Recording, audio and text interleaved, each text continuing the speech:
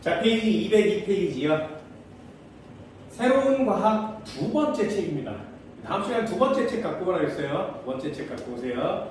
1학기 책이 다 끝났기 때문에 이제 2학기 책 빨리 마무리 지으면 여러분들도 선행통합과학 이제 마무리가 될 겁니다. 자, 202페이지. 여기 되게 생뚱맞은 과목이에요. 암기하세요. 니네 주라기 월드라는 거 봤어? 공룡 나오는 영화 봤니? 그 공룡 나오는 저 어디니? 이런 걸 맞추는 거야. 지질시대에 대한 내용이거든요. 지질시대에 대한 내용은 하나씩 좀 보시고요. 아래쪽에 시상화석, 표준화석 이렇게 두 가지의 화석이 나와 있어요. 여기에 별표 하나 쳐주세요. 이걸 재밌어하는 애들은 되게 흥미로워하는데 관심이 없는 애들은 뭐야 이거 뭐 해야 돼? 돌멩이 보는 게 그렇게 중요해? 뭐 이렇게 얘기한다는 거죠. 나는 이거 개인적으로 되게 신기합니다. 생물학, 미생물학 이런 걸 전공하기 때문에 과거에 살았던 생물체들이 되게 신기하죠. 그래서 지질시대를 구별하는 내용을 배우고요. 그 지질시대의 특징들을 한 번씩 배워요. 204페이지 한번 펼쳐볼까요? 204페이지를 펼쳐보면 각 지질시대의 환경과 생물 이런 거 배우고 외우셔야 돼요. 전부 다 외우세요. 그래서 특징을 보고 이게 무슨 대야, 이게 무슨 대야, 중생대야 이런 걸 맞추셔야 됩니다. 외울 게 너무 많습니다. 단 이걸 외우잖아요? 그럼 고등학교 2학년 지구과학을 선택하면 이걸 똑같이 또 배워요.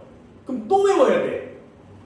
그럼 중학교 때 선행하면서 한번 외워주면 나중에 그냥 거저먹기로 살 수 있을 텐데 암기의 가장 특징 다 잊어먹는 거죠. 그래서 너무 속상합니다. 다 잊어버리고 나면 나중에 새로 또 배워야 되거든요. 그래서 좀 안타깝기도 합니다.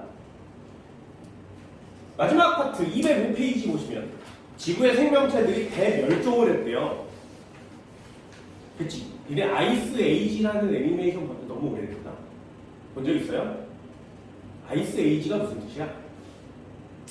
네, 그 빙하기예요. 아이스 에이지를 빙하기라고 합니다. 그 빙하기에 대한 내용이에요. 그래서 그 아이스 에이지라는 애니메이션을 막 보고 있으면 우와 졸라 잘 만들었다 이런 느낌이 들어야 되는데 그 나만 드는 거죠.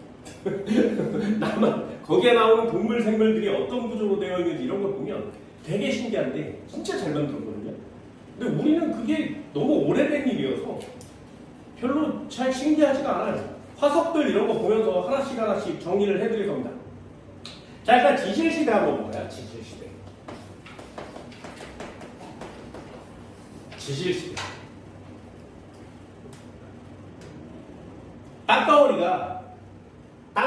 땅덩어리가 생긴 이후에 지질시대라는 단어가 생겨났는데 이 지질시대를 구분하는 애가 누구니? 언제부터 언제까지니? 이런 걸 구별할 때 가장 중요한 게 뭐냐면 그 시대에 살았던 생물을 보는 거예요. 예를 들면 공룡이 예전에 있었다고 얘기하고 있죠. 어떻게 알아요? 땅을 파봤더니 뼈다귀 화석이 나온 거지. 그래서 화석을 보고 예전에 우리 지구에 공룡이 살았었구나. 그런데 땅을 이렇게 파봤더니 공룡이 여기서만 발견되는 거예요. 그럼 여기에 공룡이 발견됐다면 이 위의 층은 공룡 살던 다음에 쌓인 거죠. 그럼 얘가 공룡이 살았는데 그 밑에 땅은 공룡보다 더 오래전에 쌓인 거 맞지? 그래서 여기서부터 여기까지 파봤더니 공룡이 여기서만 발견되니까 공룡이 살았던 시대가 여기만 있어. 이걸 그냥 중생대라고 하자라고 한 거예요.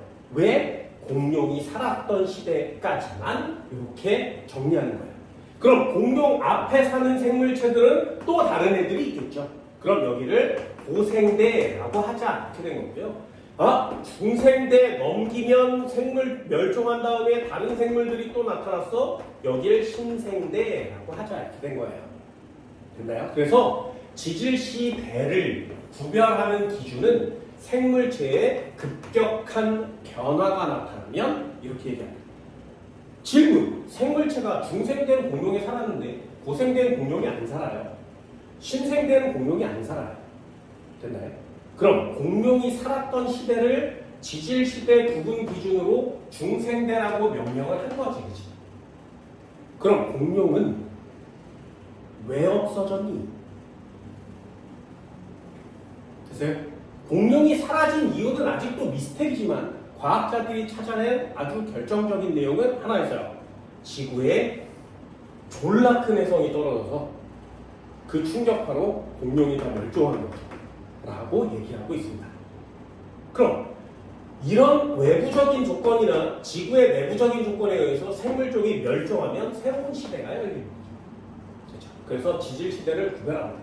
그럼 고생대 이전에는 뭐니? 라고 물어보는데 고생대 이전에는 이름이 좀 길어요. 그걸 뭐라고 하냐면 캄브리아 대의 앞쪽. 그래서 이를 선 캄브리아 이라고 합니다. 선 캄브리아. 됐나요? 이거 띄어 읽을 때 선 캄브리아 이렇게 띄어 있는 거예요. 선 캄브리아 이렇게 하면 안 돼. 좀 없어 보여요. 선 캄브리아 이렇게 얘기합니다. 그래서 선 캄브리아 시대가 있었고요. 고생대가 있었고요. 중생대가 있었고요. 신생대가 있었어요. 그럼 여러분들이 지금 살고 있는 시대는 어디니? 그렇죠? 그럼 신생대의 대표적인 생물체는 누구니? 그러면 됐나요? 그럼 만약에 지금 지구를 가장 대표하는 동물이 인간이라면 또 혜성이 막 와서 인간이 멸종되잖아요? 그럼 여기 또 새로운 시대가 생기겠죠. 그럼 여기 또 새로운 생명체가 탄생할 거예요. 지구를 둘러쌀 수 있는 거대한 체계의 생명체가 나타나겠죠. 그게 또 다른 생명. 그래서 여기에 뭔가가 와서 거대한 생물체의 급변이 일어나야 되거든요. 그 급변이 무엇이냐가 지금 과학자들이 추구하는 지구의 인간의 멸종설이에요. 그러면 안 되겠지. 신생대가 꾸준히 계속 가야 되겠죠. 그렇죠? 이 신생대가 여기서부터 여기까지 6,500만 년 걸렸거든요. 6,500만 년. 공룡은 중생대에 여기 살았어요. 공룡이 산 시대는 2억 년이 넘습니다. 그럼 공룡이 살았던 시대에 비하면 인간이 살았던 시대는 매우 짧죠. 그 지구의 공룡이 지구의 주인이었을 때가 있어요. 얼마나 많았으면 공룡이 땅에 묻혀서 오랜 세월이 지난 개를 꺼냈는데 그걸 우리는 석유라고 하잖아요. 공룡이 얼마나 많았으면 지금도 우리는 석유를 파서 쓰고 있죠. 장난 아니지. 그렇죠? 그럼 옛날 공룡이 살았는지 어떻게 알아? 화석이 있으니까. 그럼 고생대, 중생대, 뭐 따뜻할 때 누가 뭐 비가비가 왔대. 어떻게 알아? 땅을 파보면 알아요. 지층을 보면 아는 거죠. 그래서 지질 시대를 구별할 때는 화석 이름을 외우시고요. 화석으로 판별된 그 시대에 살았던 동물들을 외우는 겁니다. 그리고 지질 시대를 보고 어느 지층을 보고 어느 시대가 지질 시대지 이런 걸 찾는 게 여기 단원이에요. 그러면 여기 단원에서 제일 중요한 포인트 지질 시대를 구별하는 기준이 되는 생물을 외우는 거죠. 이게 포인트예요. 그 생물을 보고 그 지질 시대가 어떤 시대인지를 맞추는 게 여러분들이 해야 될 일이 되는 겁니다.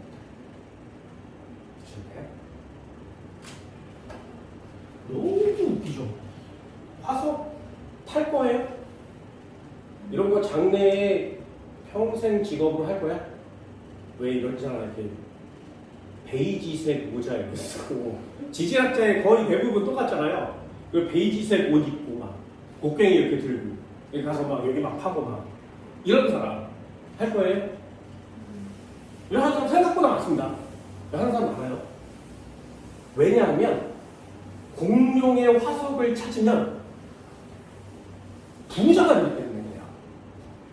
니네 공룡 아는 거 중에 공룡 제일 유명한 공룡이 뭐예요? 티라노사우루스 머리 화석 하나 찾잖아요? 이만해요.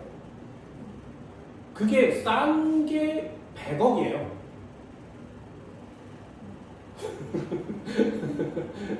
저거 좀 싼데, 이빨도 좀 빠져있는데, 헐값이네, 100억. 그러니 평생 동안 땅 파다가 그거 하나 찾으면 100억. 좀 괜찮은 거 찾으면 500억 거예요. 팔만하지. 팔만하잖아요. 이 고고학자 이거 해볼 만한데 재밌을 것 같긴 한데 화석이 나오는 곳이 요즘으로 따지면 꽤 더운 지방이에요. 그래서 이 모습이 우리의 익숙한 그 모습이 더운 지방에서 일하기 때문에 그 모습이 좋아요. 하지마. 그냥 이렇게 시원한 곳에 앉아서 그냥 사무 보거나 이렇게 일하는 이런 직업을 하세요. 밖에 나가서 막 땀 흘리고 이런 거 하지마. 개인적으로 추천해드리는 건 연구원이에요. 연구원 하세요. 밖에 나갈 일이 1도 없어요. 항상 습도와 온도가 조절되기 때문에 너무 따뜻하고 너무 쾌적해요. 그런 곳에서 그냥 일하시면 됩니다. 추천이에요. 추천. 연구원 하시죠. 자, 지질시대 한번 볼게요. 지질시대, 화석과 지질시대 이렇게 써있거든요. 화석 중요한 이유가 뭐라고? 지질시대에 살았던 생물의 유해나 흔적이 지층 속에 남아있는 이렇게 써있고요. 화석이 예, 뼈, 알, 발자국, 배설물, 기혈관 흔적, 빙하 이런 것들에 들어있는 것들을 화석이라고 합니다. 화석은 어디다 이용하니? 여기다가 꼭 읽어보고 이해하세요. 화석을 보면 우리가 알 수 있는 것들입니다. 지질시대를 구분하는 데 쓰고요. 동그라미 1번. 지질시대의 환경과 생물 해석을 할 수 있습니다. 동그라미 2번. 됐나요? 나머지는 별개거든요. 지층이 생성된 시대, 환경, 수력 변화 분포, 분포 변화, 육지와 바다의 환경, 지층의 융기. 융기라는 단어는 땅이 위로 올라왔다는 뜻이에요. 그걸 융기라고 합니다.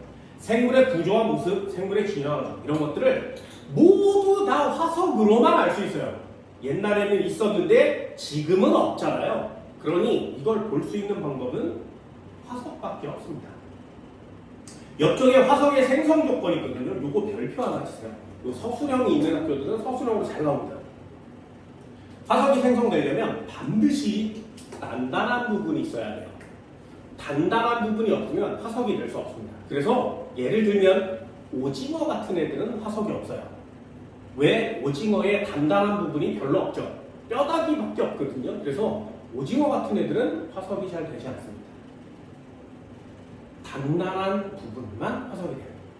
예를 들어서 이것도 그냥 하나 상식으로 새요, 새. 새, 날아다니는 새. 조상이 누구야?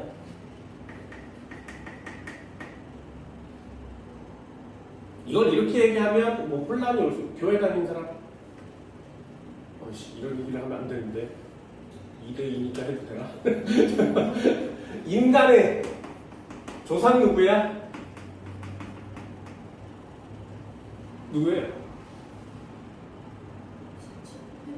네, 아무튼 에이프스 유인원이라고 합니다. 인정해? 아요, 교회 다니는 사람들 얘기 안 하거든요? 제가 인정하냐? 진짜? 이건 뭐 교회 종교를 떠나서 쿨하게 인정합니다. 됐어요? 네, 성경까지 못 칠하겠어요? 인간의 조상은 유인원이 맞아요. 됐죠? 그럼 새의 조상은 누구야? 새의 조상이 공룡이에요. 그래서 이 공룡이 새가 되었으니 지금도 공룡이 살아있구나. 형태가 변해서 이렇게 얘기하는 과학자들이 많거든요. 그런데 과학자들 중에 야 이게 말이 돼? 라고 했던 사람이 되게 많아요. 공룡은 파충류예요. 새는 조류입니다. 파충류 먹어봤니? 새는 먹어봤니? 그럼 새를 먹었으면 파충류도 먹은 거죠. 아닌가? 이런 공부 아닌가? 다시 한 번요. 잘 보세요. 파충류의 특징이 뭐냐면 가장 대표적인 예가 악어예요. 이빨이 있지. 그지? 그리고 껍데기가 되게 단단하죠. 됐죠? 그리고 날개가 없어요. 근데 날개가 있다고 다 나는 건 아니에요. 새는 날개가 있죠. 그런데 이에 박쥐도 날잖아요. 날려면 새만의 특징이 있어야 돼요. 날개가 새의 특징이 아니에요. 새의 특징은 깃털입니다. 이해됐어요? 깃털이 있어야 돼요. 그게 새의 특징이거든요. 새 이빨이. 니네 치킨 먹어봤어? 이빨 있어? 비둘기가 밥 줘봤어? 비둘기가 아버지가 씹어먹는 거 봤어? 이상하지? 새는요 이빨이 없어요. 됐어요? 그래서 파충류의 특징과 조류의 특징은 생각보다 굉장히 다릅니다. 그래서 야, 파충류에서 조류가 왔다는 게 말이 돼? 중간 단계를 나중에 밝혀내요. 시조새라는 게 화석으로 찾아집니다. 이빨이 있어요. 근데 깃털이 있어. 그래서 파충류의 특징과 조류의 특징을 다 갖고 있는 화석이 발견이 돼요. 그래서 야, 파충류 조류에서 파충류 공룡에서 조류가 된 게 맞잖아. 화석이 있잖아. 이렇게 얘기했더니 사람들이 그런가? 근데 믿을 수가 없네. 왜? 그 시조새 화석이 중국산이야. 그래서 사람들이 안 믿는 거야. 그래서 아직까지 막 논쟁 중이거든요. 그러다가 결국에 과학기술이 발달해서 공룡 화석을 찾아냈는데 맞지? 공룡의 뼈다귀가 이렇게 있을 거 아니야? 뼈다귀는 화석이 돼요. 그런데 이 화석을 이렇게 캐내서 아주 정교한 시각장치로 광선도 쏘고 여러 가지 장치로 막 봤더니 요 공룡 몸 쪽에 이상한 것들이 아주 미세하게 옛날엔 안 보였는데 보이기 시작한 거예요. 그래서 이걸 확대하고 정교하게 했더니 이게 이렇게 생겼던 거죠. 그래서 깃털을 가진 공룡이 살았었구나라는 걸 찾아냈어요. 신기하지? 그치? 그래서 지금 새가 공룡에서 왔어가 확정이 되는 순간입니다. 예전에는 단단한 부분만 됐어요 라고 얘기해서 뼈만 된다라고 얘기했었는데 지금은 과학기술이 좀 발달해서 이런 것들도 발견이 되고 있습니다. 새를 보면서 공룡이야 이러시면 돼요. 형태가 좀 바뀌었어요. 그럼 사람 보고 야 원숭이야 이런 거랑 똑같겠지. 좀 다른 종이 된 건 맞습니다. 신기하죠. 공룡 진짜 신기합니다. 나도 타임머신 있으면 진짜 공룡 한번 보고 싶거든요. 공룡 중에 캡찰과 뭐 있어요. 하여튼 새예요. 새처럼 생긴 날아다니는 익룡이에요. 높이가 한 10m? 키가? 그래서 이렇게 봐야 돼요. 이렇게 공룡이야. 몸무게가 한 2톤? 그래서 이렇게 해서 이렇게 걸어다니거든요. 새예요. 부리가 이렇게 생겼고 다리가 이렇게 있고요. 이렇게 해서 날개를 이렇게 접어서 걸어다녀요. 여기에 발가락이 이렇게 걸어다녀요. 사람이 요만해요. 화석이 발견됐는데 아직 실제로 존재합니다. 얘가 이렇게 걸어다니다가 너무 신기한 게 걸어다니다가 발자국이 찍히잖아요. 그래서 발자국의 깊이 이런 걸 보고 키와 몸무게 이런 걸 다 계산해요. 다 계산이 됐어. 그래서 상상도로 그렸어. 근데 발자국이 공룡 화석이 발자국 찍히잖아요. 근데 어느 순간 발자국이 없어요. 이 새끼 어디 갔어? 계속 걸어가야 되잖아요. 또 뛰어가야 되잖아. 근데 이렇게 발자국이 졸라 설명하게 나와 있다가 갑자기 없어져. 과학자들이 미스터리에 빠진 거야. 이 새끼 어디 갔어? 그래서 마지막에 발자국 이렇게 시키다가 마지막 발자국, 없어진 발자국 봤더니 생각보다 얘네들보다 좀 더 깊은 거예요, 발자국이. 그래서 상상, 이 새끼 가다가 날랐어요. 그래서 와, 얘가 날랐어? 그런데 제자리에서 퍼덕해서 나른다고 말이 돼? 물리학자들이 막 계산을 한 거야. 말이 안 돼요. 그런 몸무게가 엄청 많이 나가는 애가 날개짓 퍼덕으로 날아갈 수가 없는 거예요. 이해하잖아요? 이런 애들이 생물학의 미스테리인 거예요. 도대체 이 새끼 뭐냐? 생각보다 되게 많습니다. 그래서 옛날에는 이런 애들이 날개를 펴고 버스보다 크거든요. 그런 애들이 하늘 막 날아다니는 거예요. 그러다 내려서 푹 잡아먹고 그리고 후덕하고 다시 날아가. 야, 진짜 무섭겠죠. 공룡 시대는 진짜 무시무시한 것 같습니다. 잠자리 막 3m 이러잖아요. 잠자리가 3m면 내가 잠자리야 이럴 거야, 도망갈 거야. 왜? 잠자리 60분중이거든요. 니네보다 커요 잠자리가. 상상이가. 그게 얼마나 무섭길래. 그래서 고생대 이런데, 중생대 이런데 살아있는 건 진짜 생존 경쟁도가 진짜 무섭죠. 근데 난 가보고 싶은 거예요. 공룡 한번 보고 싶습니다. 도대체 어떤 공룡들이 어떻게 있었는지 정말 너무 궁금하고. 티라노 보세요. 달거 몇 마리인지. 너무 웃기게 생겼죠. 그래서 티라노 이런 거 한번 보고 싶어요. 화성이 계속 발견되고 있습니다. 그래서 새로운 공룡들이 계속 발견되고 있죠. 되게 신기해요. 그래도 하지마. 그래도 하지마. 자, 지질시대 한번 볼까요? 아까도 얘기한 것처럼 성캄브리아대, 고생대, 중생대, 신생대 순서를 일단 외워준다. 성캄브리아대, 고생대, 중생대, 신생대. 이걸 시험에 어떻게 내냐면 지질시대는 언제부터니? 이렇게 써놓고 46억 년 전부터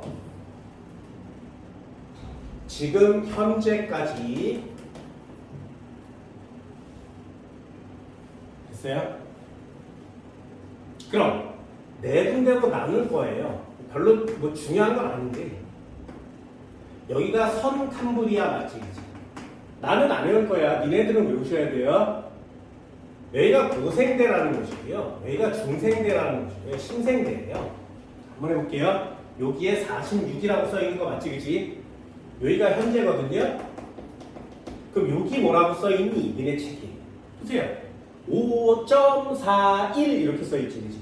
그래서 여기가 5.41 이렇게 써있고요. 두 번째가 2.52라고 써있고요. 세 번째가 0.66 이렇게 써있어요. 그리고 이 끝에 억년 이렇게 써있거든요. 되니? 그래서 지금 사람이 여기 살고 있는데 지금부터 6,600만 년 전. 그래서 6,600만 년 전까지를 신생대라고 해요. 됐죠? 두 번째 2억 5,200만 년 전까지를 중생대라고 해요. 고생대는 언제까지? 5억 4,100만 년 전까지를 고생대라고 얘기해요. 그리고 나머지를 전부 다 선캄브리아라고 합니다. 됐지? 됐어요? 그래서 그 밑에 동그라미 한번 볼게요. 이건 내신에만 나오기 때문에 그래. 내가 할 건 아니야. 니네들이 해야 돼. 이거 졸라 짜증난다는 걸 보여주려고 하는 거예요. 얘를 이렇게 동그라미로 그리면 이렇게 생겼어요.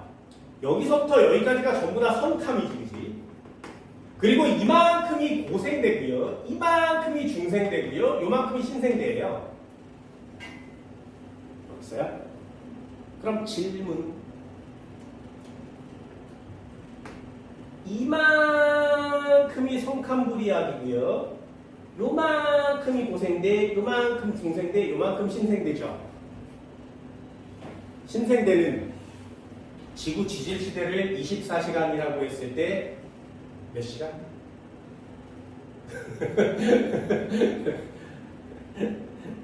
이해됐어요? 뭔 말인지 알겠어? 그런 걸 시험지에 낸다니까요. 그래서 되게 해볼게. 나는 안 할 거라 그랬어. 난 얼마나 행복한지 몰라요. 나는 안 할 거예요. 신생대가 이거 푸는 방법 알려줄게요. 볼게요. 이게 계산해도 되는데 신생대가 요만큼이 전체 지질시대의 몇 퍼센트? 거기 보면 1.4%라고 써있어요. 1.4%. 그쵸? 1.4%. 되니? 그럼 100%인데 전체가 100%인데 1.4% 있는 거 맞지?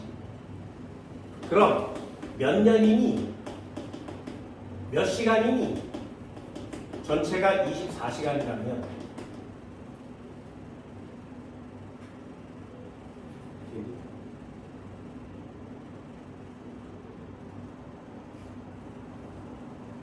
좀 계산해볼까요? x에 100을 곱하면 저기다 24에 곱하기 1.4를 하는 거죠. 그죠? 이걸 1.4, 1.5라고 해봅시다 그냥. 그럼 계산이 좀 쉬워지나? 1.5가 얼마야? 10분의 15? 맞아? 나는 계산을 잘 못하니까 10분의 15? 그럼 얘랑 곱하면 얼마예요? 24에다 1.5 곱하면 얼마예요?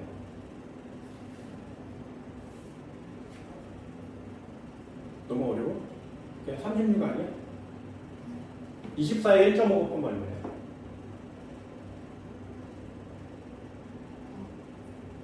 36 아니야? 네. 한 번 곱하고 반을 곱했잖아요. 그럼 얘는 36이 됩니다. 좀 x를 이렇게 치면 0.36 이렇게 되겠죠.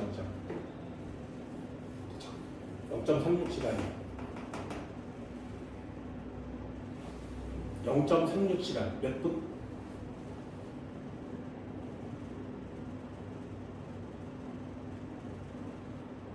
(0.3) 죽여서 0.4라고 해볼까요? 0.4시간 몇 시간? 몇 분? 아무튼 그만큼 24시간 중에 그 몇 분, 그게 신생대의 시간이에요.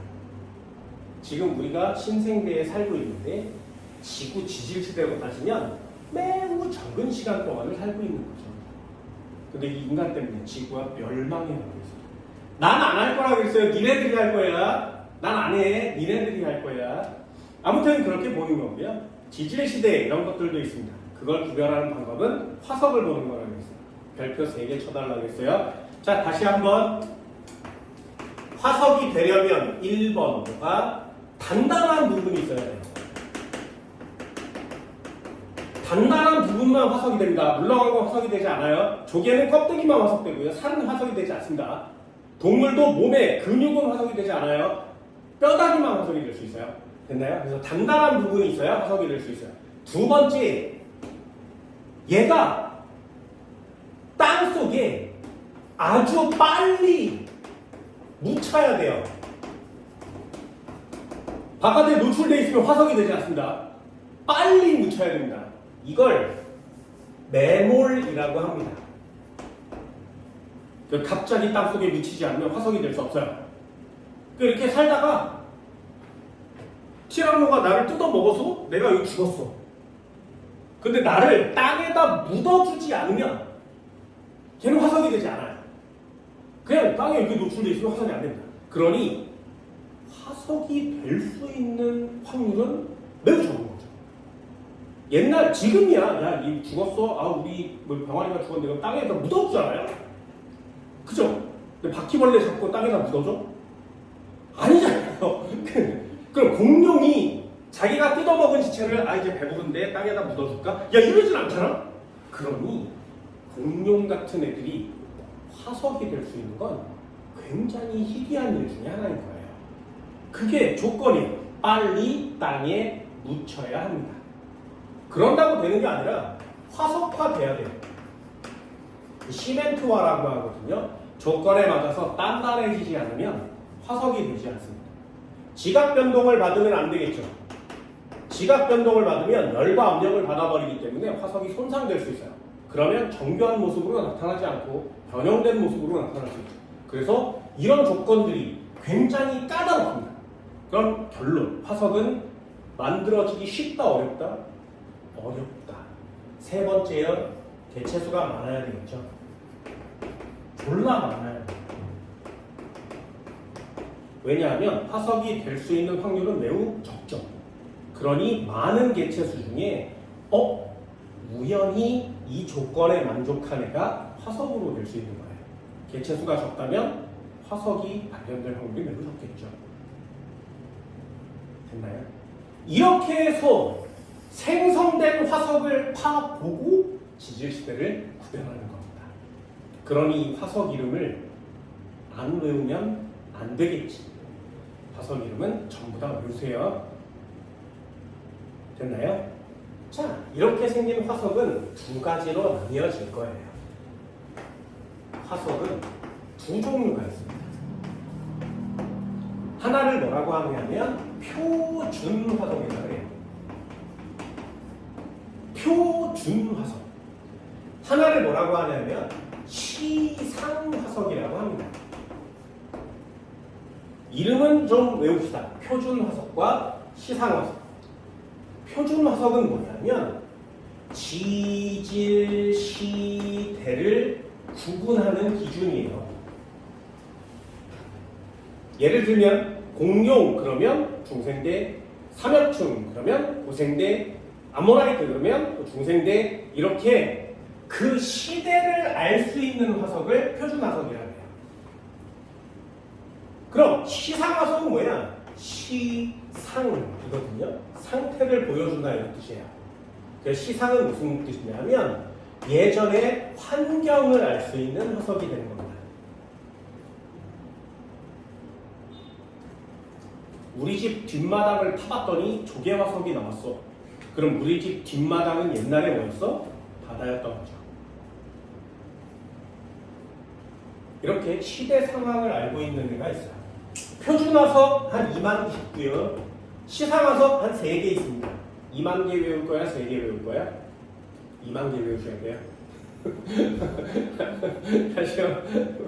표준 화석을 보고 지질 시대를 구분하는 게 시험 문제라고 그랬지, 그지? 그래서 표준 화석을 많이 외우셔야 됩니다. 3개요, 모두들 다 3개 이러면 안 돼. 여기에 3개 있거든요. 이 3개도 역시 꼭 알아둡니다. 시상 화석은 내가 그 시대에 살아본 적이 없잖아요. 그래서 그 시대가 지금 어떤 시대고 환경이 어떤 건지를 지금 살아있는 내가 유추해야 돼요. 예를 들면 옛날에도 있었고 지금까지 있는 애. 그 중에 대표적인 애가 고사리입니다. 고사리.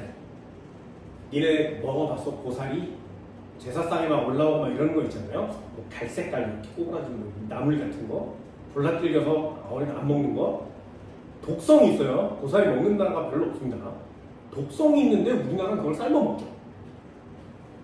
신기한 민족이에요, 우리나라. 그 고사리라는 애가 고생대에 살았어요. 그래서 고사리야. 고생대 고사리. 됐나요? 아까 고생대가 얼마라고? 5억 4천만 년 전부터 지금까지 살고 있는 애야. 됐나요? 그럼 지금 고사리가 어디서 자라냐면 개울 흐르고 뭐 계곡 흐르고 습기가 아주 높은 곳에서만 자라요. 근데 내가 이제 땅을 팠더니 땅에서 고사리 화석이 발견됐어. 그러면 여기는 옛날에 어떤 거였다고? 습기가 많은 땅덩어리였다는 거죠. 그렇게 환경을 알 수 있어요. 그리고 오래 사는 생물체 중에 가장 대표적인 게 산호예요. 산호. 봤니? 바닷가에 들어가서 산호 본 적 있어요? 동물이야, 식물이야? 돌멩이야? 산호 동물이에요. 이 산호는 아주 오래전부터 바닷속에 계속 살아왔어요. 그래서 지금 내가 땅을 팠는데 산호 화석이 나오면 지금 여기는 옛날에 산호가 살아 있었던 환경이라는 거죠. 산호는 어디서 살아? 얕은 바다에서만 살아요. 깊은 바다에서 살지 않습니다. 그래서 얕고 따뜻한 바다에 살기 때문에 산호 화석이 발견되면 이 지역은 옛날에 얕고 따뜻한 바다였구나. 이렇게 환경을 알 수 있는 거예요. 생물들이 멸종 단계를 거쳐서 시대를 구분한다는 거죠. 그래서 시대 상황을 알 수 있는 지금까지 살아있는 생물체가 그렇게 많지는 않습니다. 시상 화석이 되게 소중한 녀석이죠. 그래서 시상화석은 반드시 꼭 체크를 해주시기 바랍니다. 좋나요? 그 정도는 할 수 있겠어요? 뒷장으로 한번 넘겨볼까요? 한꺼번에 정리를 할 거기 때문에 그래. 203페이지요. 그냥 한번 읽어볼게요. 수륙분포. 멀리 떨어져 있는 대륙에서 발견되는 화석을 비교하여 알 수 있다. 과거의 수륙분포를 보는 거죠. 이것도 한 번만. 남미 대륙, 아프리카 대륙이 있고요. 대서양이 있어요. 그리고 이쪽에다 줄까? 이쪽에다 그냥 부산을 줄게요. 얘가 남아메리카고요. 페루 뭐 이런 거 있는데 여기가 아프리카예요. 여기 부분과 여기 부분이 완벽하게 일치합니다. 그래서 이걸 여기다 탁 껴보면 여기 딱 맞아요. 그럼 옛날에는 얘랑 붙어 있었네. 왜 딱 맞잖아? 그러면 안 돼요. 그래서 자료를 찾는 거야. 그 자료가 뭐냐면 여기 강이 이렇게 흘러요. 강이 여기 흘러요. 이쪽에서 강이 이렇게 흘러오면 여기도 똑같은 위치에 강이 흘러요. 그래서 강이 흐른 자국을 매칭시키면 연결이 돼요. 또 하나, 옛날에 빙하기 쌓여 있었거든요. 빙하가 쌓여 있으면 퇴적층이 더 낮아서 빙하가 언제 어떻게 쌓였는지를 알 수 있어요. 그 빙하가 쌓인 흔적이 있는데 이 흔적이 여기서 끝났지, 그치? 근데 여기에 이어지는 거예요, 이렇게. 그래서 얘를 이렇게 이어놓으면 딱 맞는 거예요.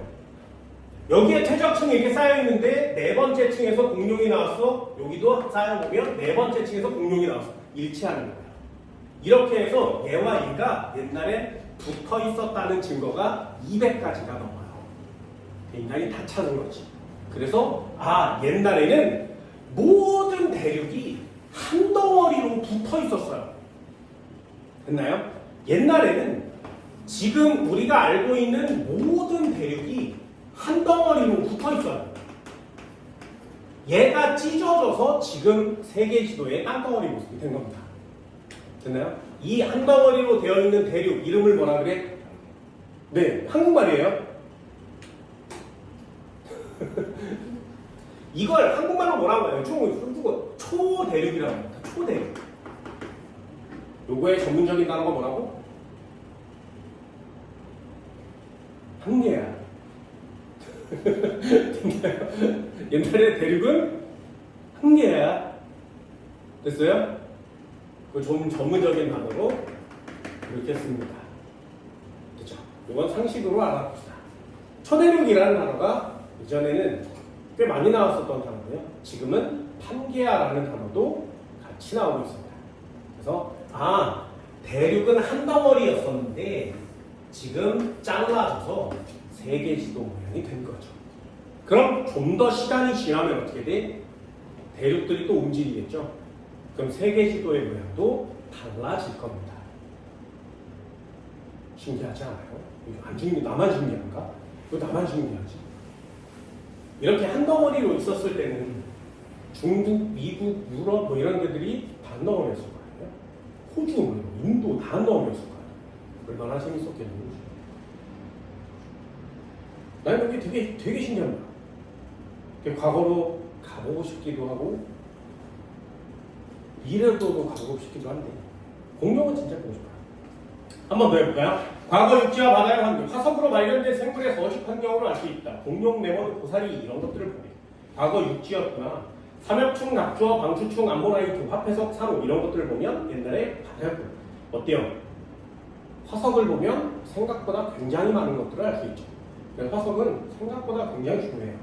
지층의 융기, 바다에 살았던 생물의 화석이 육지에서 발견되면 화석이 발견된 지층은 바다 밑에 있었는데 위로 올라온 거 맞지? 그렇죠. 그걸 융기라고 합니다. 융기의 반대말은 뭐예요?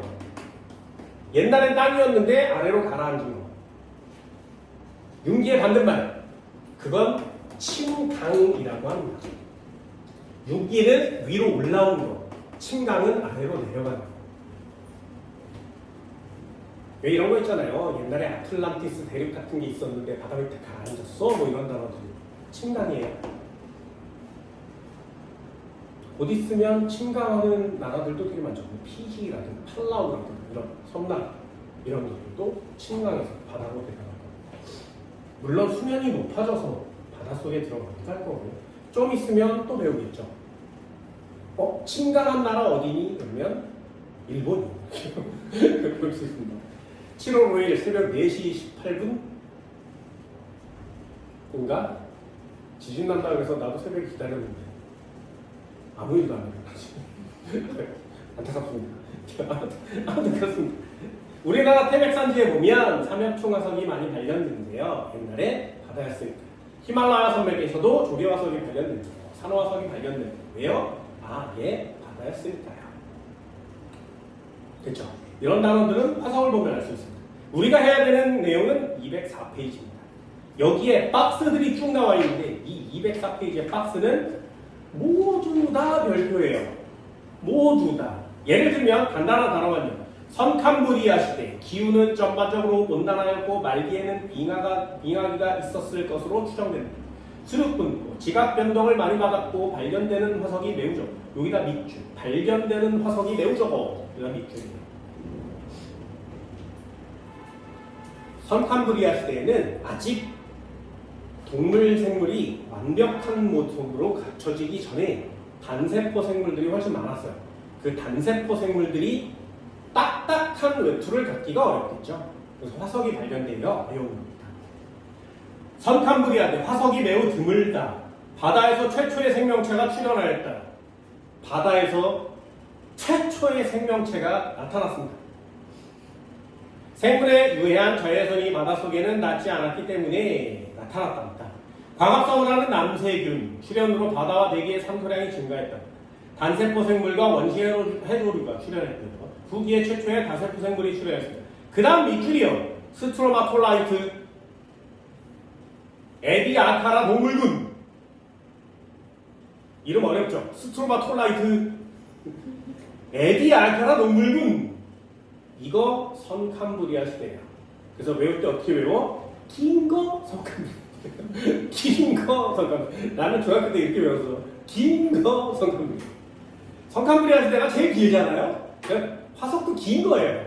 한번 그냥 외우세요. 스트로마톨라이트는 볼 수 있어요. 이거 볼 수 있습니다. 우리나라에도 몇 개 있어요. 호주에도 되게 많거든요. 그래서 나중에 가보면 모르는 사람들은 그냥 바닷가에 가면 이렇게 돌멩이가 이렇게 있습니다. 뭐야? 돌멩이가 이렇게 많아? 다치겠다. 가자. 여기 가는데 좀 아는 사람들은 와, 이게 30억 년대에 살았던 애야? 이렇게 알 수 있어요. 30억 년 된 애라고 이런 느낌인 거죠. 상상해 가세요. 30억 년. 지구가 생성되고 최초로 나타난 거의 생물이 다닥다닥 붙어서 하나의 덩어리를 이룬 돌처럼 변한 거예요. 일반 사람들이 보면 모르겠죠. 이것도 몰랐어요. 그냥 바닷가에 돌멩이야. 에디아카라에 있는데 이런 돌멩이가 있어요. 사람들이 몰랐어. 그래서 그냥 돌멩이잖아요. 돌멩이야.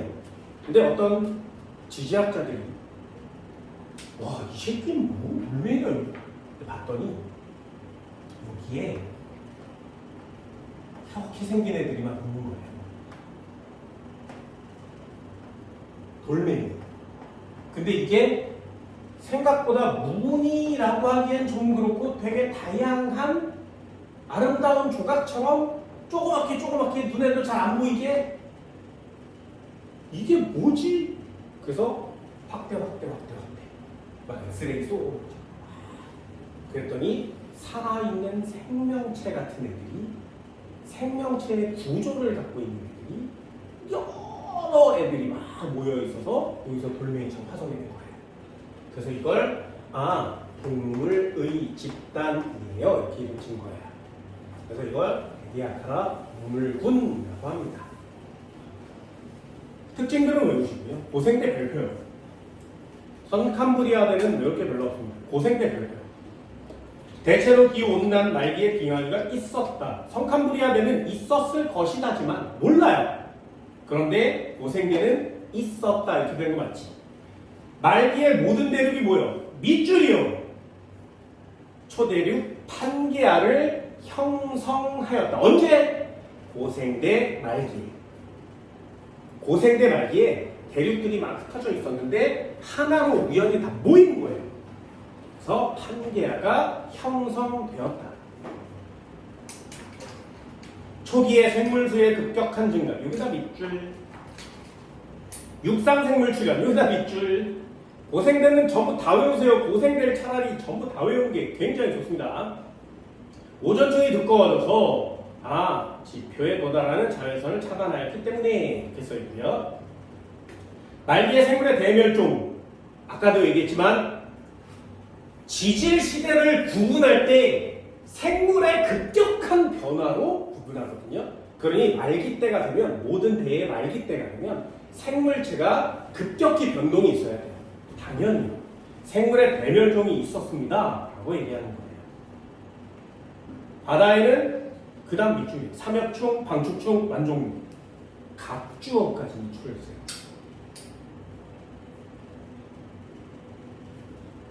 육지에는 뭘 밑줄 그는 거냐면 양치식물이에요.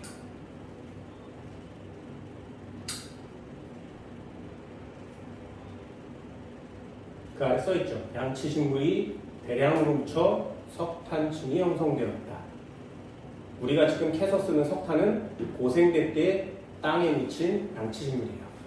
양치식물이 누구예요? 여기 보세요.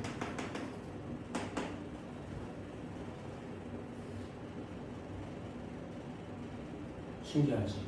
5억 4천 년 전부터 살았던 고사리가 땅에 묻혀서 지금 석탄이 됐어요. 우리나라 석탄을 다 캤으면 600년 동안 사용할 수 있다고 합니다. 석탄이 얼마나 많나요? 땅속에 석탄이 얼마나 많나요? 그 옛날에 고사리가 얼마나 많았겠니? 지구를 뒤덮을 만큼 많았대요. 졸라 큽니다. 잠자리도 3m인데 고사리는 안 크겠니? 뒤지게 컸겠죠. 중생대요. 중생대는 공룡 때문에 유명한 녀석이죠. 빙하기 없이 밑줄이요. 거기다 별표를 꼭 치세요. 중생대 빙하기 없어요.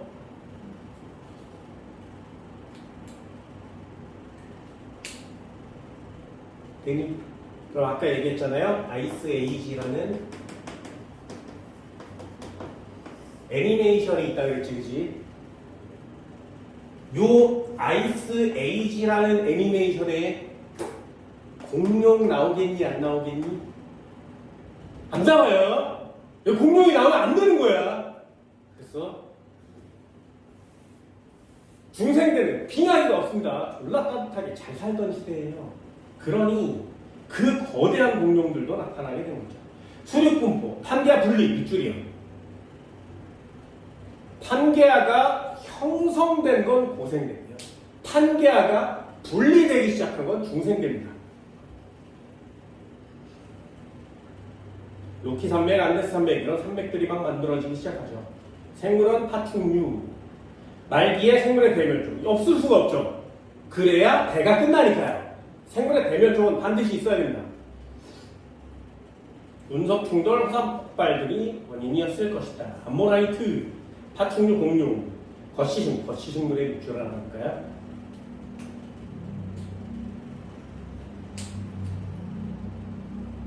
그렇죠. 얘는 한국말이 되게 어렵습니다. 신생대도 마저 한번 읽어보고 정리를 할게요. 전기에는 대체로 온난화였지만 후기에 빙하기와 간빙기, 빙하기와 간빙기 처음 나온 단어였죠. 간빙기, 빙하기와 간빙기. 빙하기는 추워져서 먼 거예요. 그렇죠? 그럼 얘가 따뜻해지면 녹겠지. 그걸 간빙기라고 합니다. 그래서 빙하기와 빙하기 사이를 간빙기라고 해요. 빙하기 사이 간자를 써서 간빙기라고 하는 겁니다. 그럼 간빙기가 있다는 건 빙하기가 또 있어야 가운데 간빙기가 있겠죠. 빙하기가 여러 번 반복됩니다. 대서양과 인도양은 넓어지고요. 태평양은 좁아졌대요. 알프스 히말라야가 형성되었답니다. 판 구조론을 할 때 배웠어요.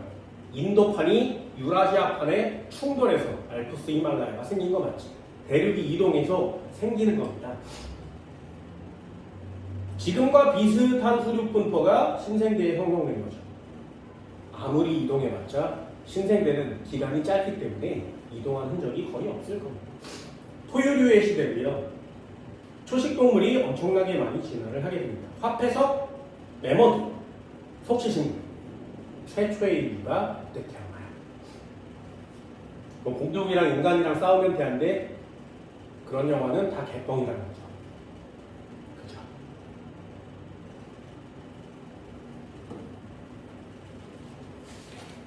됐나요? 이거 외울 수 있겠어요? 정리 한번 해볼까요? 처음 지질시대. 지질시대를 구별하는 기준은 1번 생물체의 급격한 변동입니다.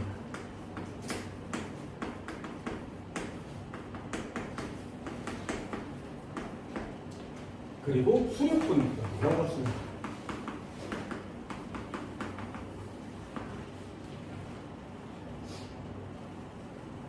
그렇게 지질시대를 구별해요.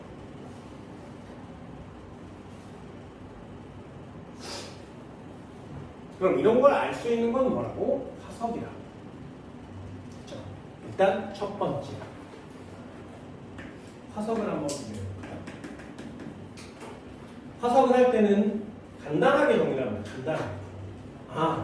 조건이 있어야 된다 했죠? 화석이 생성될 조건이 뭐라고? 세 가지. 1번 단단한 부분이 있을 것. 2번 빨리 매몰될 것. 그래서 시멘트화 될 것. 시멘트라는 단어 쓰면 안 돼요. 화석화 될 것. 세 번째 개체수 많을 것. 네, 간단히 정리되죠. 한번 이해하고 한번 이렇게 쫙 이해한 다음에 이렇게 간단히 적어 놓으면 메모처럼 적는 습관들도 여러분들 기를 수 있도록 합니다. 이거 전부 다 외울 수 없잖아요. 강사할 거예요. 전부 다 외울 건 아니잖아요. 됐죠? 조건 됐어. 뭐 화석의 종류, 화석의 종류 두 가지. 하나는 표준 화석, 하나는 시상 화석.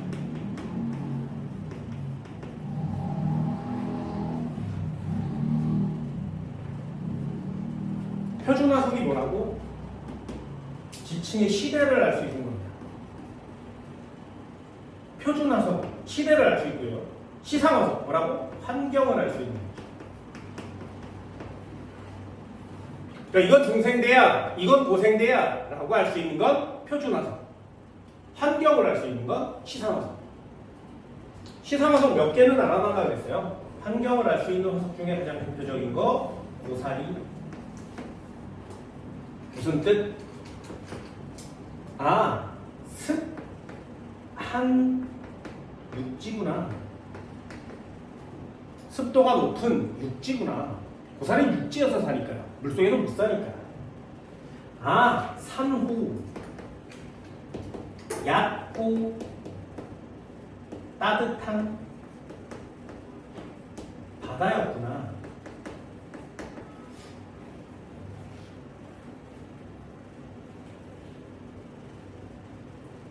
됐나요? 조개 이런 거 있어요. 조개. 만약에 조개가 나타나면 우리 집 뒷마당은 뭐였어? 갯벌이었겠죠. 또는 바다, 백사장 뭐 이런 데였을 겁니다. 그리고 니네 책에 참나무 이런 거 나와요. 참나무. 참나무 본 적 있니? 안 할 거야. 그래서 이 두 가지만 꼭 신경 써줍니다. 고사리, 산호. 표준화석은 조금 이따 엄청나게 많은 내용을 배울 거예요. 그럼 요거 참고 삼아 하나만. 자, 표준화석의 조건, 시상화석의 조건 이런 거 있거든요. 여기다가 표준화석은 뭐니? 시상화석은 뭐니?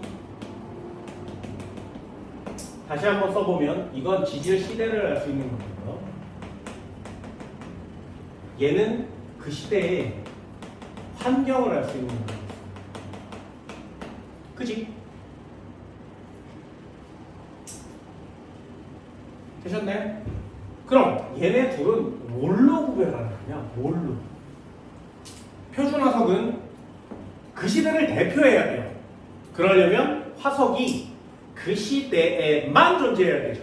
다른 데 있으면 안 돼요. 그럼 지금까지 살아있으면 돼? 안 돼? 안 되지. 지금까지 살아있으면 신생대학, 고생대학, 중생대학 모른단 말이죠. 그래서 얘요 생존 기간은 짧아야 돼요. 그 시기에만 딱 살아야 돼요. 됐어요? 그럼 시상화석은요? 아직도 살아있어야 됩니다. 지금도 내 주변에 살아있어야 옛날에도 거기에 살았겠지라고 해서 환경을 맞출 수 있는 거잖아요. 그죠? 두 번째, 생존 기간 이렇게 있고요. 분포 면적이 있어요. 우리 동네에서만 나타나면 안 되고요. 분포 면적이 매우 넓어야 됩니다. 전 세계적으로 발견이 돼야 돼요. 얘는 당연히 분포 면적이 어때? 특정한 곳에서만 발견돼. 고산인데 바다에서 살고 육지에도 살고 그럼 어디 있다는 얘기야? 모른다는 얘기지, 그치? 이렇게 특정한 지역에서 살아야 돼. 딱 거기에서만 분포 면적은 좁아야 합니다.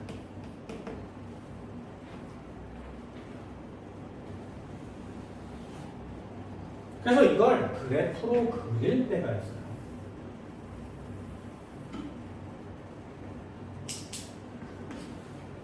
얘를 아무거나 써도 됩니다. X축, Y축이 바뀌어도 상관없어요. 니네 측에는 여기가 분포 면적이라고 나와 있거든요. 여기가 생존 기간이라고 나와 있습니다. 그럼 분포 면적은 좁은데 생존 기간은 기네. 그죠?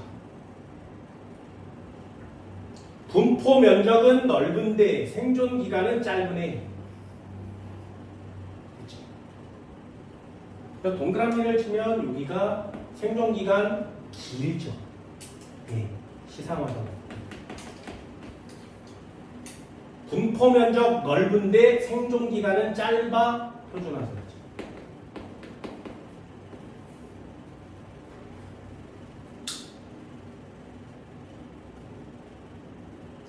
이 정도는 돼야?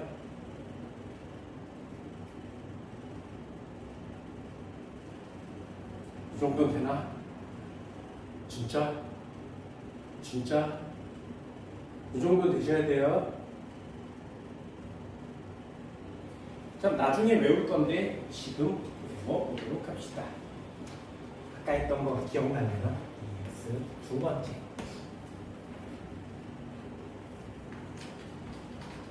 표준화석 해볼까요?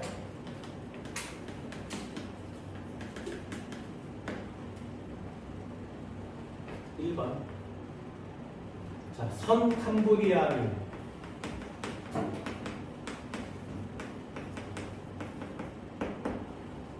대표하는 표준화석. 아까 그거 긴 거. 아까 그거 긴 거. 그래서 이름 외우셔야 됩니다. 아까 그거 긴 거. 그러니 한번 그냥 썼다 지울 거예요. 조금 이따 다시 정리할 거니까. 뭐라고? 스트로마톨라이트. 긴 거. 스트로마톨라이트. 이거 멋있지 않은데, 스트로마톨라이트. 아이디로 하세요. 닉네임이 어떻게 되세요? 스트로마톨라이트. 뭔데요? 그거요. 그거. 또 에디아카라 동물군. 별로 없습니다. 캄브리아는 그냥 긴 거 이렇게 쓰시면 돼요. 두 번째, 딱 보면 고생대인 거 알 수 있는 거.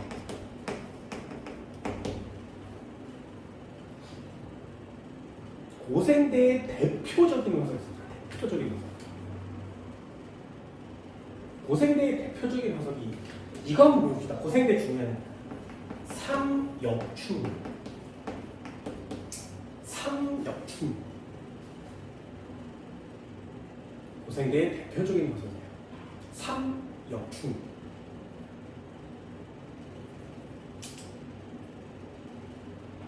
무슨 벌레지같이 생겼죠? 삼역충. 바닷속에서 살고 있는 갑각류 비슷한 녀석이에요. 이 녀석한테서 곤충이 나왔다라고 하는 사람들도 꽤나 많습니다. 투구개 본 적 있어요? 아니면 바닷가재? 뭐 이런 녀석들의 조상이라고 얘기하는 사람들이 있습니다. 나중에 고생대로 타임머신 타고 가면 삼역충 잡아먹는 짓이죠. 랍스타 마신다. 궁금합니다. 나는 궁금해요, 여러분. 삼역충. 또 하나가 있는데, 니네 책에 나오는 것 중에 방추충이라는 게 있어요. 방추충. 이런 걸 그림으로 봐야 하는데, 고등학교 통합과정이 좀 줄어들어서. 외우는 방법은 뭐야? 충충고생대. 충고 하나 해줄까? 이렇게 외우고. 아무렇게나 외우자, 아무렇게나. 말인지 알겠어? 아무렇게나.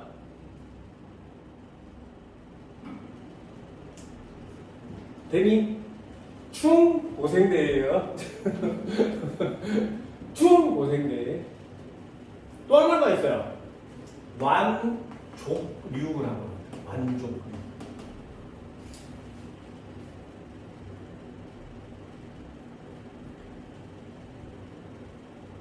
이런 걸 생물학으로 배우기는 좀 그렇습니다. 니네 조개가 무슨 류인지 알아? 조개? 조개를 부족류라고 해요. 들어봤니? 조개 이렇게 있으면 여기에 꿈틀꿈틀하는 다리가 이렇게 나오거든요. 그래서 이 녀석으로 이렇게 유역하네요. 그러다가 나쁜 놈이 오면 물을 축 쏘고 날아가거든요. 그래서 조개 껍데기를 이렇게 따면 두 가지 부분이 있어요. 이렇게 생겨서 관처럼 생긴 두 가지 있습니다. 하나는 물을 먹었다가 하나 뱉는 거거든요. 그리고 이렇게 생긴 애가 있어요. 이렇게 조개 살이 있으면 여기에 이렇게 생긴 애가 있습니다. 요게 도끼 모양의 발이에요 라는 뜻이에요. 그래서 이 도끼가 부에 해당하고요. 발이 조개에 해당해요. 그래서 도끼 모양의 발을 갖고 있는 생명체 부류라는 뜻입니다. 오징어는 뭐야? 이렇게 생긴 애 있죠. 이거 뭐야?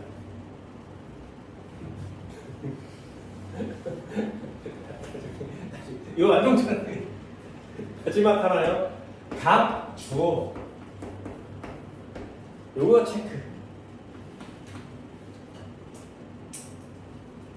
갑주어. 반니 물고기예요. 갑주어. 지금도 살아있습니다 라고 얘기하는 사람 많습니다. 심해에 살아있거든요. 일본에 가면 인간 화석들도 볼 수 있습니다. 갑주어. 지구상에 나타난 최초의 척추동물입니다.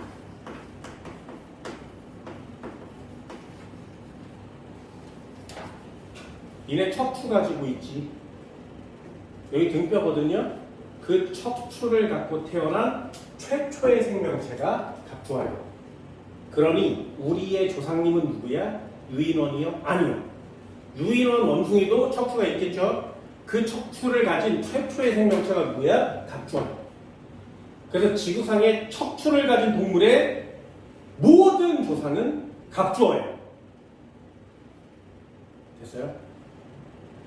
원숭이도 갑주어, 닭도 갑주어, 악어, 개구리도 갑주어, 양서류, 도마뱀도 갑주어. 우리가 갖고 있는 동물계 중에 이 등뼈를 갖고 있는 애들은 모두 다 조상이 각주화예요. 그래서 나는 교회를 다니지 않지만 하나님이나 예수님을 표시할 때, 예수님도 그런가? 표시할 때 물고기 모양을 쓰기도 하죠. 그죠? 아닌가? 아니에요? 왜 때문에? 아니야, 농담이야. 이건 내 추측이에요. 내 추측이에요. 갑죠? 지구상에 나타난 최초의 척추동물입니다. 그래서 이 각주어라는 물고기에서 다 태어났어요. 포유류가 태어났어요. 돼지의 조상은 누구야? 각주아. 소의 조상은 누구야? 각주아. 파충류 다 여기서 나왔어요. 공룡의 조상은 누구야? 각주아. 악어의 조상은 누구야? 각주아. 양서류 여기서 나왔습니다. 개구리, 거기. 양서류, 조류예요. 장난 아니지, 그치? 신기하지 않아요? 이거 나만 신기해? 이거 나만 신기한가? 그래서 이 포유류, 파충류, 양서류, 조류들의 완전 애기 모양을 보면 전부 다 똑같이 생겼어요.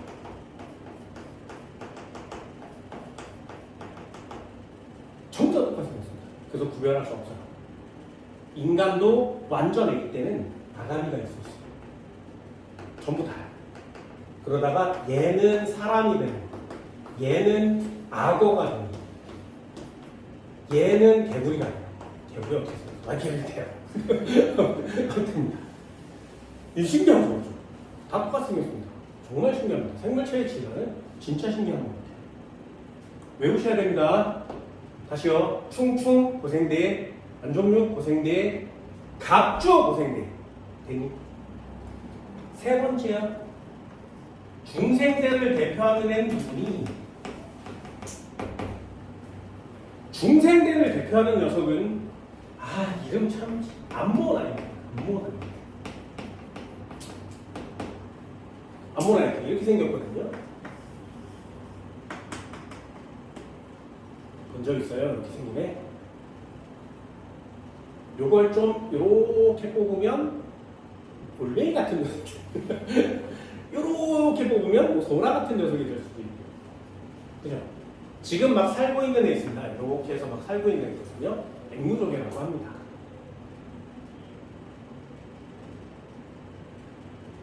요걸 요렇게 축소시켜서 귀에다 넣으면 달팽이가 있는 거예요.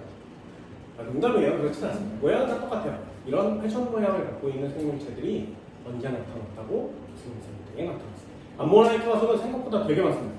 정말 엄청나게 많아요. 엄청나게 많아요. 예를 들면 뭐 서울대공원 이런 데 놀이동산 놀러 가면 이만한 통에 소라 삶아서 팔지, 그치? 그 바구니 안에 소라 몇 개 들어있는데 뒤지게 많겠지, 그치? 그죠? 그게 바닷속에는 얼마나 많겠니? 조개가 바닷속에 얼마나 많을 거예요. 우리 땅을 파면 와 조개야 이러는데 걔가 내가 여길 팠으니까 조개가 나올 만큼 전 지구에 널려있는 얼마나 많겠니? 그만큼 암모나이트가 많았어요. 그래서 땅을 파면 암모나이트가 나오는 거예요. 그래서 암모나이트는 싼 건 1,000원이에요. 1,000원 주고 살 수 있어요. 암모나이트 시리에 와서. 비싼 건 수천만 원 합니다. 얘도 사이즈별로 가격이 달라질 수 있으니까요. 나중에 기회 되면 이거 하나씩 되게 이쁘게 생겼어요. 이렇게 기념품으로. 암모나이트 얼마나 많았겠니? 그런데 싹은 없어졌죠. 암모나이트라는 거가 없어졌어요. 그래서 암모나이트 화석은 중생대 지층에서만 발견됩니다. 라고 얘기할 수 있습니다. 신기하죠. 이런 거 참 신기합니다. 화석? 공룡이요? 반갑습니다.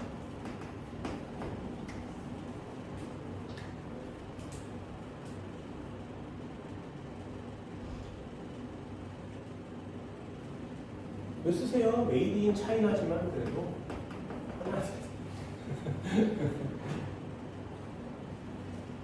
세 번째, 네 번째. 신생지.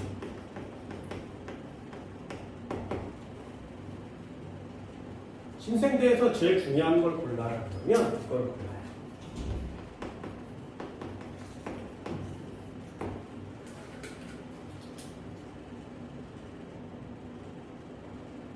말 그대로 화폐석이에요. 무슨 뜻이냐면 화폐로 사용하던 돌멩이라는 뜻입니다. 얘가 어떻게 생겼냐면 그냥 이렇게 생긴 원판처럼 생겼어요. 보면 이게 누르다만 호떡처럼 생겼어요. 동그랗게 생겼거든요. 그래서 요걸 주워다가 돈처럼 썼던 거예요. 그래서 이름이 화폐석이에요. 근데 그 녀석을 우연히 이제 부숴본 거죠. 그랬더니 속에 돌과 다른 이상한 생물의 구조가 나타나는 거야. 그래서 이게 생물체가 아닌가. 그래서 정교한 칼로 잘라서 열어봤더니 완전 생물체의 모양을 갖고 있었던 거죠. 그래서 화폐석은 돌이 아니라 생명체야 라고 얘기를 하는 거예요. 근데 이름은 그냥 화폐석이야 이렇게 짓고 있는 거죠. 누가 졌습니까? 일본 놈들이셨어. 어쩌 미안해. 스미마셍. 어쩔 수 없습니다. 그래요? 이 정도는 쓸 수 있겠어요? 신생대를 대표하는 단어.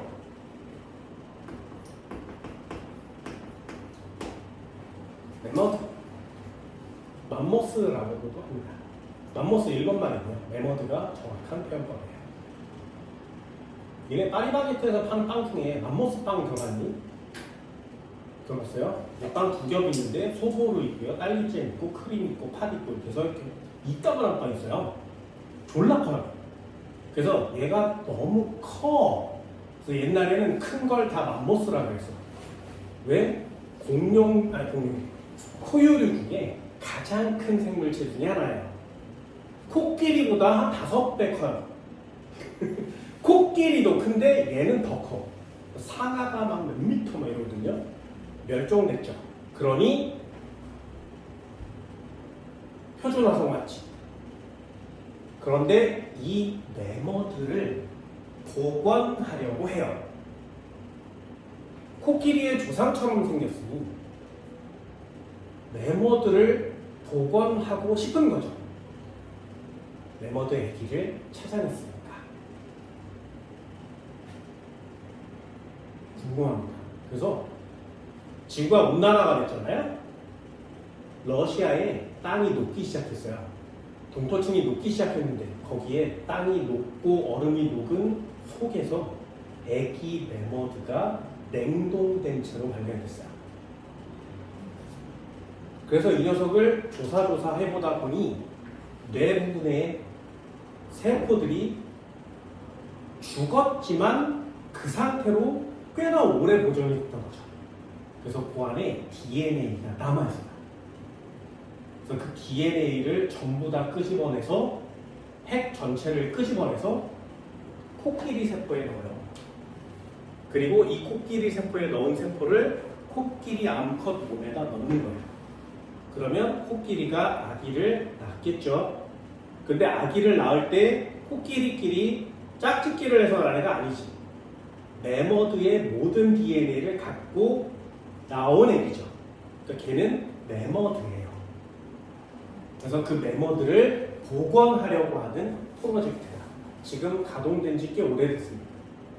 조금 지나면 우리는 메머드가 탄생했어요라는 뉴스를 보게 될 거예요.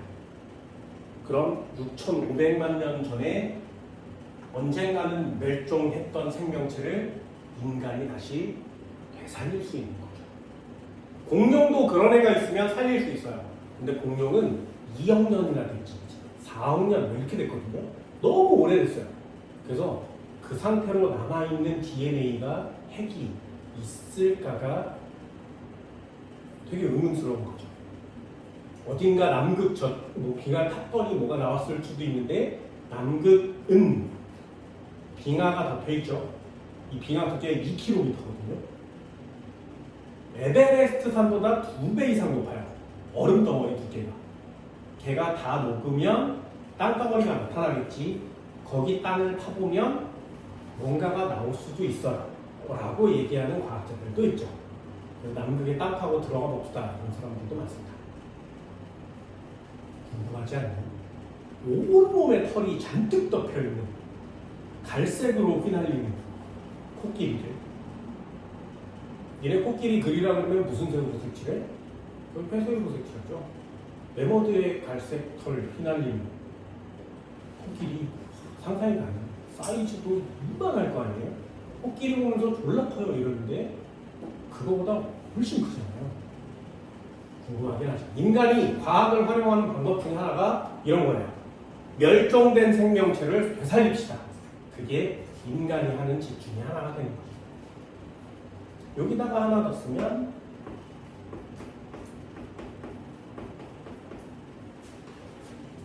이렇게 표시할 수 있지만 유인원은 아직도 살아있어요. 인간 아직도 살아있죠. 그래서 이 녀석은 써있는 대로 외우지 마시고 가로를 치고 학교 가서 꼭 물어보세요. 왜냐하면 표준화석은 그 시대를 대표해야 돼요. 딱 그 시대만 살았어야 되지. 근데 인간은 아직 살아남아있죠. 그래서 인간은 표준화석이라고 얘기하지 않습니다. 그럼 유인원도 아직 원숭이 침팬지 있잖아요? 그러니 얘는 표준화석이 될 수 없을 거 아니에요? 학교 선생마다 이 새끼를 표준화석에 넣는 선생들이 있어서 그래서 말씀을 드리는 거예요. 이 정도는 외울 수 있겠어요? 외우셔야 됩니다. 대표적인 삼엽충, 암모나이트, 화폐석 이렇게 외우세요.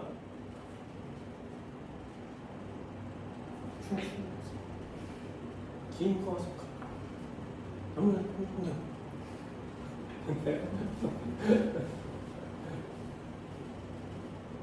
이 정도는 꼭 외워줄 수 있도록 합시다.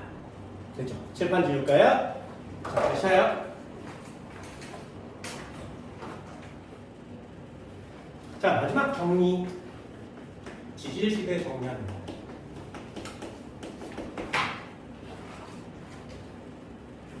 얘는 옆으로 쭉 한번 써볼 거니까 한꺼번에 정리를 한번 해보세요. 1번 가장 오래 된 거, 선은 3분.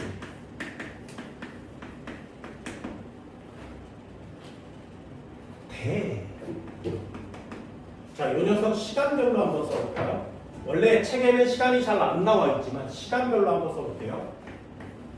46억 년 전부터. 아까 얘기한 고생대의 시작이 언제라고? 5억 4천만 년 전까지. 거의 40억 년 정도 되죠. 선캄브리아대는 미친 시대 중에 하나입니다. 물론 얘도 좀 나뉘기는 하지만 그래도 좀 간단하게 해보세요.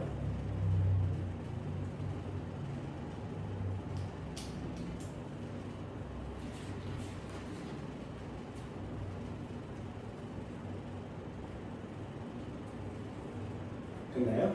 얘는 포인트가 별로 없습니다. 생물이 많지 않아요. 화석이 많지 않습니다. 왜냐하면 이 당시에 태어난 애들은 대부분이 단세포 생물입니다.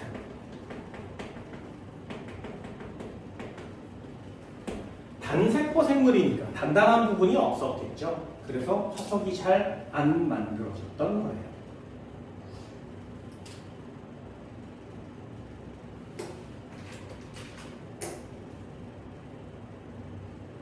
최초의 생명체가 출현한 시기도 선캄브리아예요. 바다에서 최초의 생명체가 출현했겠죠.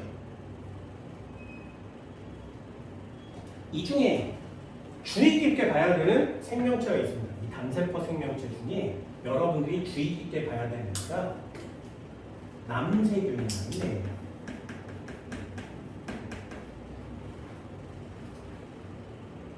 이 녀석은 광합성합니다. 그래서 지구상에 산소를 만들어낸 녀석.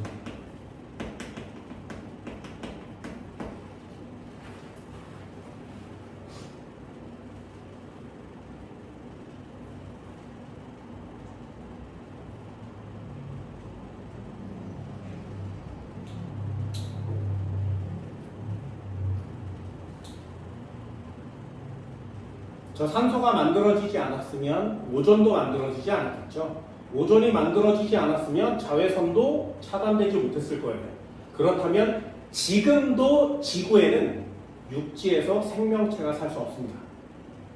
저 남세균이 만들어 놓은 산소를 지금 우리가 먹고 살고 있는 거예요. 저 남세균이 없었다면 지구의 생명체는 아직도 바닷속에서만 살고 있을 거예요. 저런 게 새로 저절로 바다에서 생성됐다니, 야, 이걸 어떻게 믿을 수 있지? 나는 개인적으로 누군가가 남세균을 지구 바닷속에 넣어놓지 않았을까라고 생각하는 사람 중에 하나예요. 그 누군가가 누구야? 신이요. 라고 얘기하는 사람 중에 하나입니다. 그냥 생각하고 믿고 싶어요. 저절로 만들어지기엔 너무 과학적으로 완벽하게 만들어진 생명체 중에 하나입니다.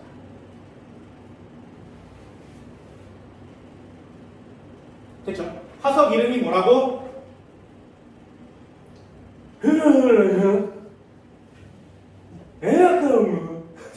화석 이름은 간단하게 한번 보세요. 자, 성카브리아대는 길지만 할 게 별로 없습니다. 두 번째요, 고생대. 고생대 별표 쳐드렸습니다.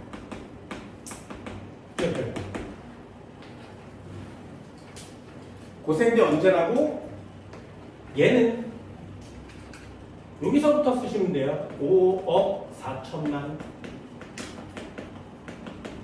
부터 2억 5천만 년 전까지 요 사이를 고생대라고 합니다. 고생대의 특징, 얘는 생물이나 화석이 없지만 갑자기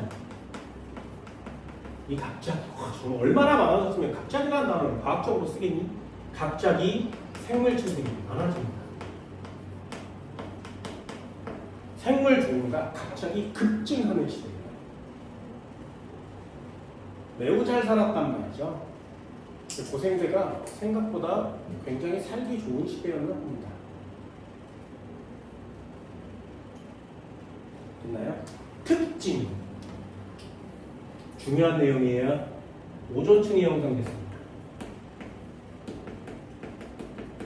그래서 지구의 자외선이 차단되기 시작했죠.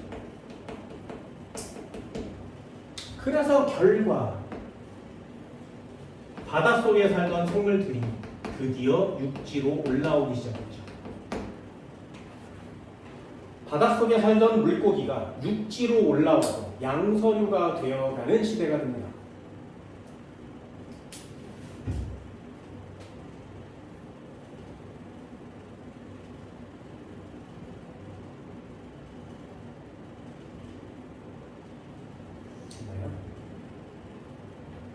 신기한 내용 많죠? 그죠? 정말 신기한 내용 많습니다.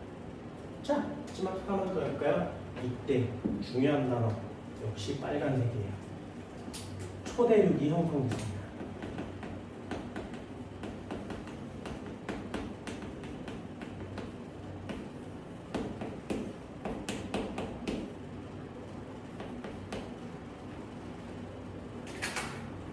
판게아라는 대륙이 형성된 곳이 고생대. 그럼 그 전에는 어땠냐? 또 흩어져 있었겠죠? 모인 거예요, 그게.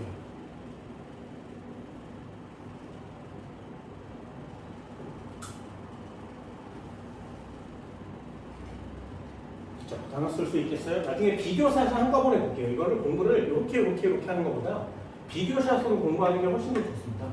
3번 중생대.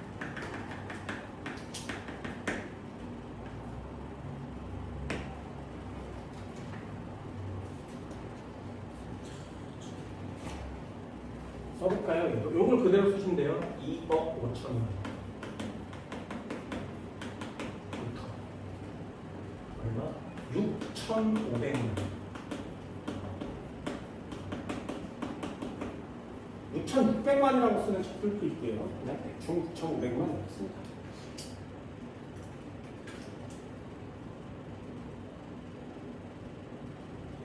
돈으로 환산하면 약 40억, 그죠? 약 3억, 약 2억. 네. 중생대도 꽤 길죠. 근데 이 차이보다 차이가 별로 안 됩니다. 중생대요. 중요한 단어 있습니다. 중요한 단어. 빙하기가 없습니다.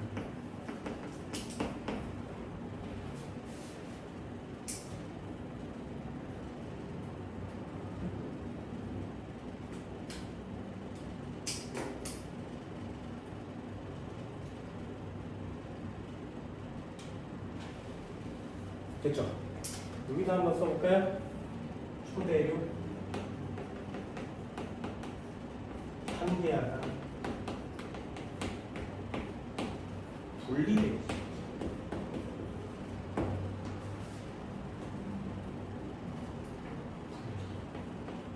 그래서 대륙이 막 분리돼서 이동하는 중간이에요. 그럼 이동하다가 부딪히기도 하고 멀어지기도 하고 잘라지기도 하고 이러겠죠. 지각 변동이 되게 심했겠지. 그래서 화산 활동도 많았고요. 그래서 지구가 굉장히 활발하게 움직이는 것처럼 보이는 시기란 말이죠. 그럼 지구 내부 에너지들이 막 바꾸고 나왔을 테니까 따뜻했을 거예요. 그래서 빙하기가 없어요가 지구학자들의 추론인 거죠. 되게 뭐 이해하면 그럴 수 있어 라고 끄덕끄덕거려지는 그런 부분이기도 합니다.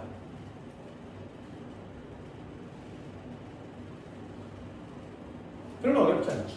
그럼 여기다가 이렇게 쓸 수 있죠. 다양한 지각 변동이 일어나요.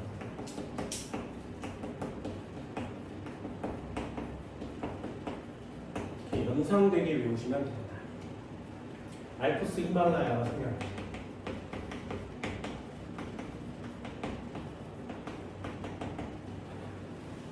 알프스 히말라야로 무슨 문제죠? 스폭산맥이 가서 로키안데스.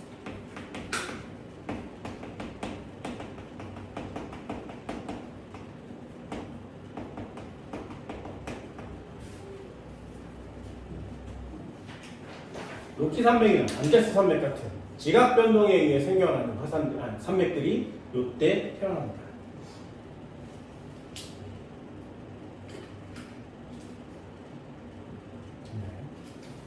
이때 특징 중에 하나가 있어요. 그 특징이 뭐냐면 요거 이런 걸 내신에 내면 안 되거든요.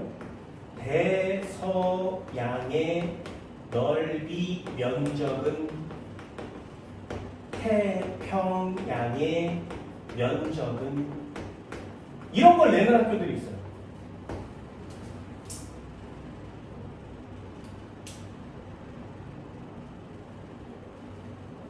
예를 들어서 이렇게 표시하면 돼요. 이게 미국이 이렇게 있고요. 여기에 남미가 이렇게 있습니다. 세계 지도를 이렇게 보는 거거든요. 여기 아프리카가 있거든요. 여기 유럽이 있죠. 여기에 인도가 있고요. 여기 우리나라가 요쯤 어디가 우리나라 있을 거예요. 호주가 이렇게 있는 거죠. 여기가 태평양이거든요. 그리고 얘가 이렇게 붙어 있는 거 맞지? 그래서 여기가 대서양이고요. 이쪽 편이 대서양이에요. 됐나요? 그럼 옛날에 이 녀석과 이 녀석이 이렇게 돌아서 저쪽에 붙어 있었겠지. 그러다가 떨어져서 지금 이렇게 온 거죠. 이해됐어요? 그럼 붙어 있었다가 떨어졌으니까 아프리카와 남미 사이의 해양이 넓어진 거지. 그리고 얘와 얘 사이는 좁아진 거 맞죠? 이걸 입체적으로 보셔야 이해가 되는 거예요. 됐나요? 그럼 간단하게 이걸 다시 한번 그려보면 그냥 간단하게 그릴게요.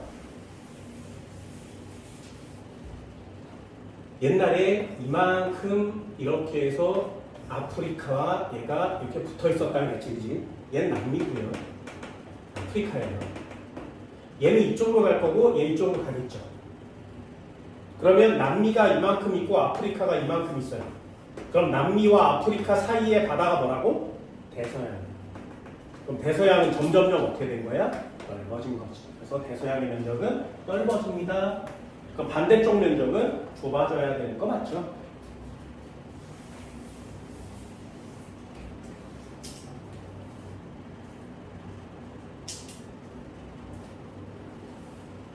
됐죠?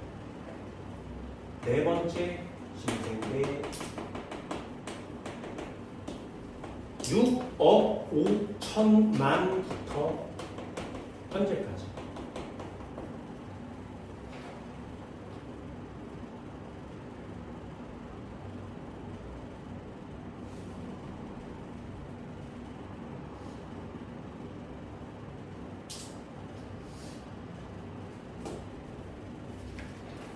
됐나요? 여기다가 뭐라고 쓰는 거냐면 빙하기와 갈림기 이렇게 쓰는 거예요.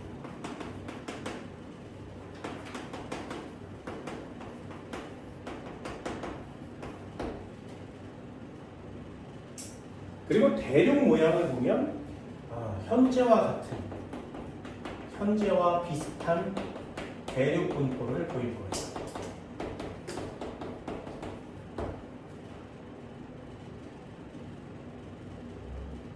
그럼 현재와 비슷해야 되니까 요때 생겨난 게 있어야 되겠죠. 여기가 알파 생겨난 거예요.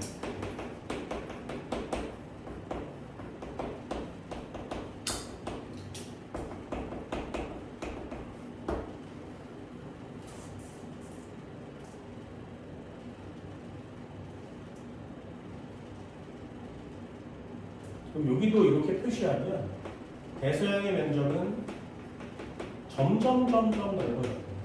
태평양의 면적은 점점 좁아지죠.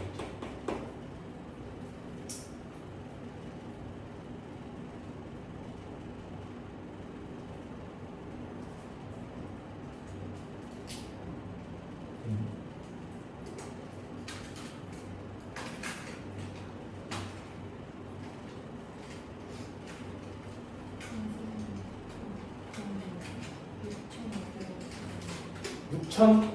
6억 5천, 6,500만. 너무 많이 걷네요, 지금. 6,500만. 이거 그대로 갖고 있는 거죠? 갑자기 6억 5천이면 이게 이상하잖아. 내가 갖고 싶은 돈이야. 내가 너무 갖고 싶은 돈. 됐죠? 자, 고생들부터 한번 써볼까요? 이때를 뭐라고 하냐면, 식물로 쓰면 양서류의 시대라고 합니다. 그리고 양치식물의 시대라고 해요. 요때를 뭐라고 하냐면 공룡 같은 파충류의 시대라고 하고, 그리고 속시식물 시대라고 합니다. 겉시식물 시대라고 합니다.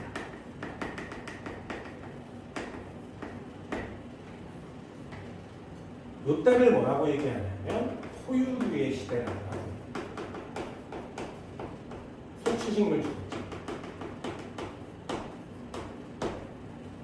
자, 질문이요. 딸기, 겉이야, 속이야?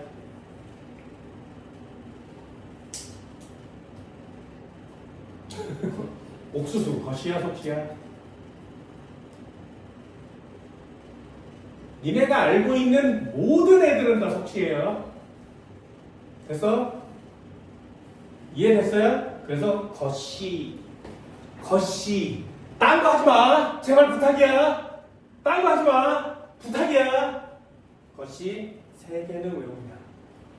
이네 책에도 있어요. 소철, 은행나무, 잣나무.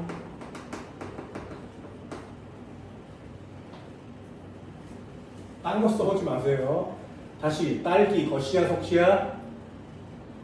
그럼 바나나, 겉이니, 속이니? 바나나 씨가 어딨어? 속시예요. 얘는 3개 빼고 그냥 다 속시 써오시는 거예요. 잊어버리면 안 돼. 됐나요? 양치가 도살인 거죠.